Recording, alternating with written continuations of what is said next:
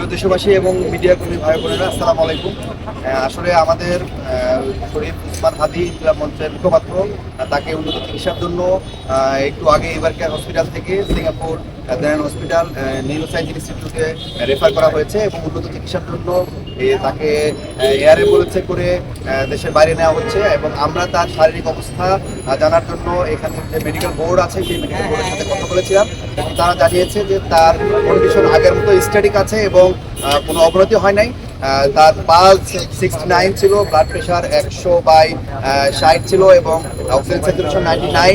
তার kidney function আগের মতোই নর্মাল ফাংশন মেনটেন করছে। তার ফুসফুসের যে সমস্যা ছিল সেগুলো আগের মতোই আছে, কিন্তু নতুন করে ডিটোরেট কারণে বা কোনো ইনফেকশনের সাইন পাওয়া যায় নাই। তার ব্রেনের যে কন্ডিশনটা ছিল আজকে নতুন করে কোনো সিটি স্ক্যান বা কোনো ধরনের পরীক্ষা করা হয় নাই, তবে তার ব্রেনের যে নর্মাল আগের যে কন্ডিশন ছিল, তার পিউপিলটা যেভাবে ছিল আগের মতো তার GCS-3 আছে। তবে রেফার করার জন্য তার যে শারীরিক অবস্থা সেটাতে কোনো বাধা নেই বলে আমরা জেনেছি এবং আমরা দেখেছি যে তাকে হ্যান্ডওভার করা হয়েছে এভার কেয়ারের কনসালটেন্ট যে টিম আছে, এবারকে তার যে মেডিকেল বোর্ড আছে তারা হ্যান্ডওভার করেছে সিঙ্গাপুরের যে মেডিকেল টিম আছে তাদের কাছে। এবং তারা খুব সেফলি আমরা দেখেছি যে এখান থেকে অ্যাম্বুলেন্স ICU অ্যাম্বুলেন্সে করে তারা এয়ারপোর্টে নেবে এবং এয়ারপোর্ট থেকে সিঙ্গাপুর জেনারেল হসপিটালে তাকে নেওয়া হবে।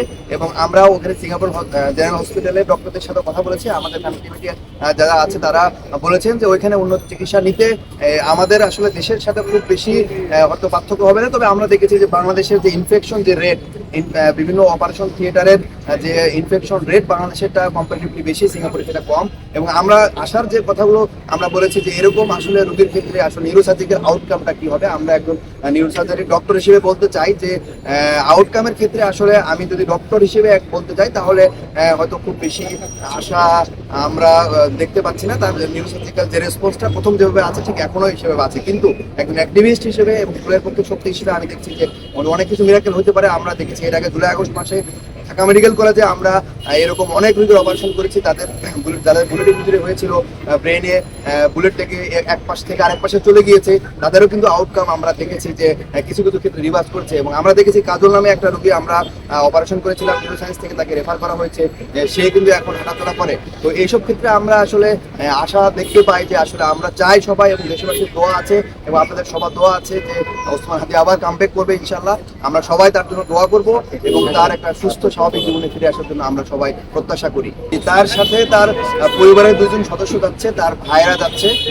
তারপরে আমরা সার্বক্ষণিক যোগাযোগ রাখছি, আমরা আমাদের টিম যারা আছেন তাদের সাথে যোগাযোগ রাখছি। যদি কোনো ধরনের কোনো ক্রাইসিস ডেভেলপ করে তাহলে আমরা আসলে যে কোনোটা ম্যানেজ করার জন্য প্রস্তুত আছে বলে মনে করি। এবং তার যে চিকিৎসার ব্যয়ভার আমরা সরকারের বিভিন্ন মহল থেকে আমরা স্বাস্থ্য উপদেষ্টা সাইদুর রহমান স্যারের সাথে কথা বলেছি এবং তিনি জানিয়েছেন যে এই পুরোটা ব্যয়ভার সরকার বহন করবে এবং এখন থেকে তার পুরো চিকিৎসা প্রসিডিউরটা পুরোটা ব্যয়ভারই সরকার বহন করবে। এবং এবার কেড়ে যে খরচ হয়েছে বিভিন্ন পক্ষ তাকে সহযোগিতা করেছে এবং সরকারের পক্ষ থেকে জানানো হয়েছে যে সেই ব্যয়ভারটাও তারা যেসব পক্ষ তাকে ফাইন্যান্স করেছে তাদেরকে তারা ফেরত দেবে বলে আমরা আশ্বাস পেয়েছি। সর্বশেষ যে ব্রেনের অবস্থা ছিল, তার ইডেমাটা যেরকম গতকালকে আমি বলেছিলাম যে ব্রেনের ইডেমাটা বেড়েছিল এবং ব্রেনের যে অক্সিজেন স্বল্পতা দেখা দিয়েছে সেটা ওইভাবেই আছে এবং ইডেমা কমার আমরা কোনো লক্ষণ দেখি নাই।